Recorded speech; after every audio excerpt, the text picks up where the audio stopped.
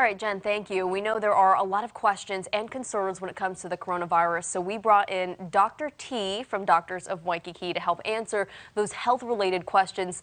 Doctor, first off, your office is located right in the heart of Waikiki. A lot of foot traffic, a lot of visitors from all over the world. I know you guys have been on high alert for a while now, but what are Doctors of Waikiki doing to protect and prepare for the virus? Well, we've put out signs stating that if you have a fever or respiratory symptoms or you think you have some other issues that could be related to coronavirus, we kind of isolate those patients. We put them in specific rooms. We haven't had any cases like that yet, except earlier on we had those that were unexpected, that were from Wuhan way back in the beginning. But we haven't had anything like that yet. But we have made preparedness for those kind of cases. All right, let's talk about COVID-19. How is it spread and who is most at risk? So, like all respiratory viruses, it is spread via droplets from the mouth. So sneezing, coughing, people can give it to you by sneezing directly on you or coughing on you, or if they cough on something and then you touch that item and then you touch your mouth or touch your face, you will get the disease. Okay. What are some of those symptoms if someone does catch the virus? So, symptoms are usually fever and lower or upper respiratory tract infection symptoms, which are coughing, chest congestion, runny nose, and a fever.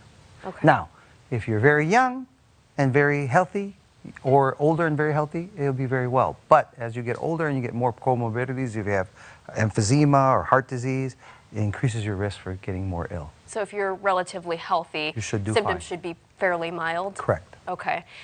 Can people spread the virus without feeling sick at all?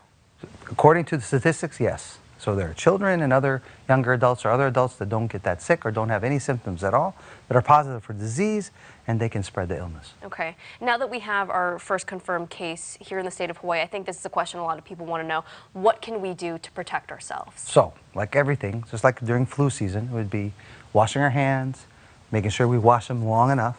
I think one way to remember is by doing it either happy birthday or some other song, but happy birthday to you at least 2 times while you're washing your hands with soap and water. And then avoid touching your face or your mouth or your eyes. And avoid other items like crowds. If you're out in crowds, that'd be increased risk, or even travel if you're at increased risk, you should avoid. And avoiding touching your face, that's really hard to do. I do want to bring that up, proper hand washing, because I'm sure we sound like a broken record to a lot of people. Do you see people doing that incorrectly? All the time. Even physicians, but it's really difficult because you have to wash them for a certain amount of time. The hand washing Purell, disinfectant, sanitizer, those help to some degree, but you need to wash your hands every now and then in between patients.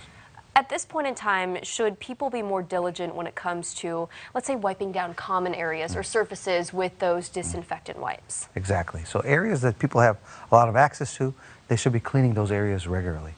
Doorknobs, countertops, railings, and community areas should be cleaned regularly. I think it's not even enough cleaning them once a day, probably 2, 3, 4 times a day.